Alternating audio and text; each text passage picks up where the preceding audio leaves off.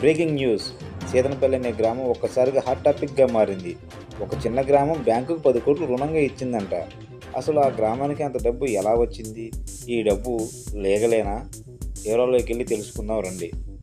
కొంతకాలం క్రితం సీతనపల్లి అనే గ్రామంలో వర్షాలు లేక, పంటల పండగ, నేల బీట్లు బారి, సరైన పనులు లేక, కరువు కాటకాలతో ఆ గ్రామస్తులు ఇబ్బంది పడుతున్నారు.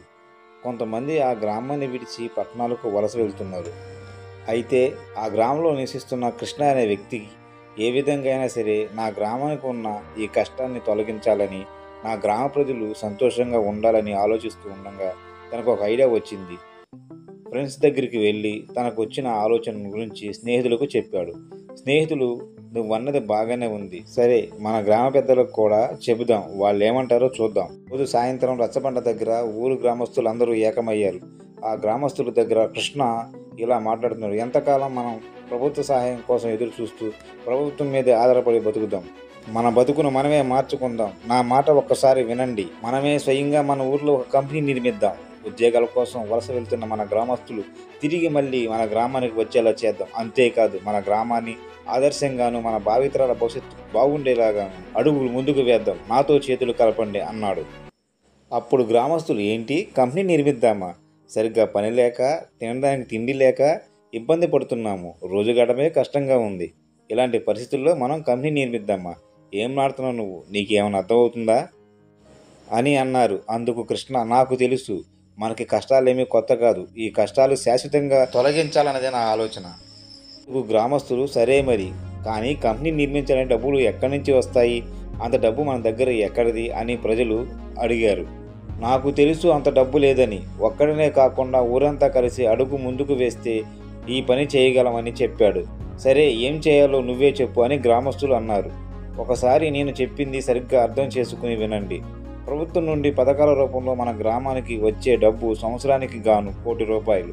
ఆ డబ్బులు మనం ఎవరం వాడుకోకుండా మన భావితరాల భవిష్యత్తు కోసం అందరం కలిసి ఆ డబ్బుతో ఒక చిన్న కంపెనీ నిర్మించుకుంటే వచ్చే లాభాలతో గ్రామాన్నే మార్చుకోవచ్చు అని చెప్పాడు. అందుకు గ్రామస్తులు, ఈ ఆలోచన చాలా కొత్తగా ఉంది, ఇది అసలు సాధ్యమేనా? ఈ ఆలోచన విన్నావా? ఎవరైనా చేస్తే చూసావా అని అడిగారు. లేదు, నేను ఎక్కడా చూడలేదు, ఎవరూ చెప్పలేదు. మన కష్టాలను చూసి నాలో కలిగిన భావమే ఈ ఆలోచన. మనసు పెట్టి ఆలోచిస్తే ఖచ్చితంగా మన గ్రామం మారుతుంది. నాతో చేతులు కలపండి అని చెప్పాడు. మొదట గ్రామస్తులు దీన్ని ఒప్పుకోలేదు. తర్వాత ఆలోచించి, సరే, మనకు కష్టాలు ఏమీ కొత్త కాదు, మన గ్రామ భవిష్యత్ మారుతుంది, భావితరాల భవిష్యత్ బాగుంటుంది అని కృష్ణ ఒక ఆలోచన మన ముందు పెట్టాడు. కాబట్టి కృష్ణ చదువుకున్న వ్యక్తి, బాగా తెలివి ఉన్న వ్యక్తి కాబట్టి ఒక్కసారి మనం అతనికి ఈ అవకాశాన్ని ఇద్దాం, మనం కూడా అతనితో కలుద్దాం అని ఒప్పుకున్నారు. కృష్ణ అనుకున్న విధంగానే గ్రామానికి పథకాల ద్వారా వచ్చిన డబ్బులతో ఒక చిన్న ఎలక్ట్రికల్ కంపెనీని గ్రామస్తులతో కలిసి నిర్మించాడు. ఆ గ్రామంలోని కొంతమంది చదువుకున్న వ్యక్తులు ఆ కంపెనీలో పనిచేయడానికి ముందుకు వచ్చారు. అంతేకాదు, ఆ కంపెనీలో తయారవుతున్న ఎలక్ట్రికల్ వస్తువులు మార్కెటింగ్ చేయడానికి సేల్స్మెన్గా కూడా కొంతమంది యువకులు ముందుకు వచ్చి ఆ కంపెనీని అతి తక్కువ కాలంలో లాభాల బాటలో నడిపించారు. ఆ కంపెనీకి అధిక లాభాలు రావడం మొదలయ్యాయి. కంపెనీ పెద్ద స్థాయికి ఎదిగింది.